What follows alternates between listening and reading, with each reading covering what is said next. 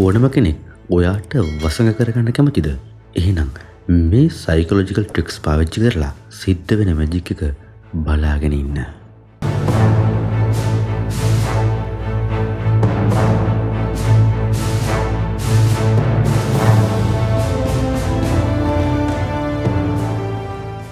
ඔයා මොකද හිතන්නේ? මං ඔයාට කිව්වොත් ගොඩක් සරල සයිකොලොජිකල් ට්‍රික්ස් තියෙනවා. ඒව වලින් මිනිස්සුන්ව ඔයාට නිකම්ම කැමති කරවන විතරක් නෙමෙයි, මිනිස්සු ඔයාට වසඟ කරවන්න සමත් වෙනවා. ඔයා දැකලා ඇති සමහර පුද්ගලයෝ ඉන්නවා. හැමෝම එයාට කතා කරන්න කැමති, එයාගේ ළඟ ඉන්න කැමති. ඒ වගේම එයා ඉන්න තැන ගොඩක් එළියයි වගේ දැනෙනවා. ඒක මැනිපියුලේෂන් එකක් නෙමෙයි. ඒක තමයි කරිස්මා එක හෙවත් ආකර්ෂණීය පුද්ගලත්වය. මම අද කියන ට්‍රික්ස් මාස්ටර් කළොත් ඔයාට ඔයාගේ හොඳම මැග්නට් වර්ෂන් එක බවට කන්වර්ට් වෙන්න පුළුවන්. අංක 1. එම්බැරස්මන්ට්. අපහසුතාවයට පත්වීම කලමනාකරණය කර ගැනීම. අපි පටන් ගමු අපි හැමෝටම තියෙන දුර්වලතාවයකින්. පොදු ස්ථානවලදී ස්ටේජ් එකකට නගිද්දී, ක්ලාස් එකකදී වගේ පිරිසක් ඉන්න තැනකට ඇතුල් වෙද්දී ඔයාට පොඩි මානසික අපහසුතාවයක් දැනෙන්න පුළුවන්. මේක හැමෝටම පොදු දෙයක්. ඒ අවස්ථාවලදී ඔයාට අදාළ නොවන දේවල් කියවෙන්නත් පුළුවන්. මෙන්න මේ අපහසුතාවය මැනේජ් කරගන්න ඔයා ප්‍රැක්ටිස් කළොත් ඒකෙන් පිටතට පේන්නේ ඔයාගේ කොන්ෆිඩන්ස් එක. කොන්ෆිඩන්ස් කියන්නේ ඇට්‍රැක්ෂන් එකේ කී පොයින්ට් එක. මෙහෙම උදාහරණ ටිකක් අරන් බලමු. ඔයා ප්‍රසන්ටේෂන් එකක් කර ඉද්දී ඊළඟට කියන්න ඕන දේ අමතක වෙනවා. එතනදී ඔයාට මේ දේවල් දෙකෙන් එකක් තෝරගන්න පුළුවන්. 1. වචන හිර වෙලා, මූණ රතු වෙලා, දාටිය දාලා, බබබබ ගාලා, වටපිට බැලලා ලැජ්ජාවෙන් hina වෙන්න පුළුවන්. තමගේ සෞඛ්‍ය මුලින්ම රැක ගන්නකො. එතකොට බබබ කියන ගතිය නැති වෙයි. අංක 2. අමතක වෙච්ච එකට පොඩි ජෝක් එකක් දාලා කට්ටියත් එක්කම ආතල් එකට hina වෙන්න පුළුවන්. දෙවෙනි උදාහරණය මෙහෙම බලමු. හිතන්න ඔයා සෙනගක් ඉන්න තැනක ලිස්සල වැටෙන්න ගියා කියලා. ඒකටත් මම අර කියපු උඩ පොයින්ට් දෙකෙන්ම එකක් ඔයාට තෝරගන්න පුළුවන්. හිතන්න ඔයා ඔයාගේ ෆේල් වීම වලින් වැටෙන කෙනෙක් නෙවෙයි. ඒකෙන් විනෝදයක් ගන්න කෙනෙක් කියන සාධකය මිනිස්සුන්ට ඔයාව ආකර්ෂණීය කෙනෙක් විදියට පෙන්눔 කරන්න හේතු වෙනවා. පිරිසක් ඉදිරියේ ලැජ්ජාවටපත් නොවි ඒ වගේ සිදුවීමක් වුණත් විනෝදකාමී දෙයක් කරගන්න උත්සාහ කරන්න. එතකොට ඒ අය ඔයාට hina නොවි, ඔයා එක්ක hina වෙයි. මේ ක්වොලිටි එක අනිවාර්යෙන් ප්‍රැක්ටිස් කරන්න. අංක 2. laughing. හයියෙන් hina වීම. කෙනෙක් එක්ක විහිළුවක් කරලා හයියෙන් hina වෙනවා කියන එක ඔයා සහ එයා අතර සමීපතාවය සැලකිය යුතු මට්ටමකින් ඉහළ දානවා. hina වීමේදී ඔක්සිටොසින් හෙවත් ආදර හෝමෝනේ නිදහස් වෙනවා. මේක තවත් උත්කෘෂ්ඨ කරන්න පුළුවන්. විහිළුවකට කෙනෙක් එක්ක hina වෙන ගමන් එයාගේ උරහිසකට අතකට පොඩි තට්ටුවක් දාන්න. මේකෙන් ඒ කෙනාට ඔයා සමග ෂණිකව සමීපතාවයක් ඇති වෙනවා. හැබැයි මේක ඕනවට වඩා කරන්න යන්න එපා. ඔයාගේ යාළුවෝ එකට වැඩ කරන අය එක්ක මේක ප්‍රැක්ටිස් කරලා බලන්න. අංක 3. ජෝකින්. විහිළු කිරීමේ හැකියාව. ඇත්තටම මේක සුපර් පවර් එකක්. කාටවත් විහිළුවක් නොවි විහිළුවක් කරලා කෙනෙක්ව හිනස්සන්න, එයා එක්කම ඔයාටත් hina වෙන්න පුළුවන් නම් එතනදී මාරම බොන්ඩ් එකක් ඔයාලා අතරේ හැදෙනවා. මොකද ජෝක් එකකට hina වෙද්දී මොළයෙන් ඩොපමයින් හෙවත් සතුටු හෝමෝනේ රිලීස් කරනවා. මේකෙන් ඔයා මිනිස්සුන්ට ඔයා ළඟ ඉද්දී සතුටක් වගේම මාර කම්ෆර්ටබල් ගතියක් ලබා දෙනවා. හැබැයි එතන ඉන්න කෙනෙක්ව අපහසුතාවයට පත් කරන ජෝක් ඒවා කරන්න එපා. අංක 4. කම්ප්ලිමන්ට්ස්. අගය කිරීම. ගොඩක් අය තවත් කෙනෙක්ට අගය කිරීමක් ලබා දෙන්න මැලි වෙනවා. නමුත් ඔබ එහෙම වෙන්න එපා. ජෙනුයින් කම්ප්ලිමන්ට් එකකින් කෙනෙක්ගේ මුළු දවසම ප්‍රබෝධමත් වෙන්න පුළුවන්. මොකද ඒකෙන් එයාගේ සෙරටොනින් හෙවත් සතුටු හෝමෝනය ස්‍රාවය වෙනවා. උදාහරණයකට මෙහෙම හිතන්න. ඒ ගවුම ඔයාට මාර ලස්සනයි. එහෙමත් නැත්නම් මේ හෙයාර් ස්ටයිල් එක ඔයාට හොඳටම සෙට් වෙනවා.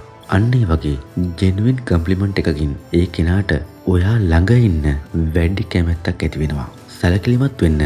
මේකත් ඕවර් යූස් කරන්න එපා. එහෙම වුණොත් එයා ඔයාව පහතට දාලා හිතන්න පුළුවන්. අංක 5.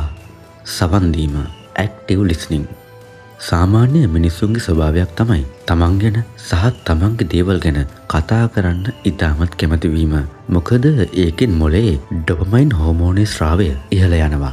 එහිදී ඔවුන්ට සතුටක් දෙනවා වගේම ඒක තව දුරටත් කරගෙන යන්න ආශාවක් ඇති වෙනවා. ඔයා සවන්දීම කියන ආර්ට් එකේ මාස්ටර් කෙනෙක් වෙන්න ප්‍රැක්ටිස් කරන්න.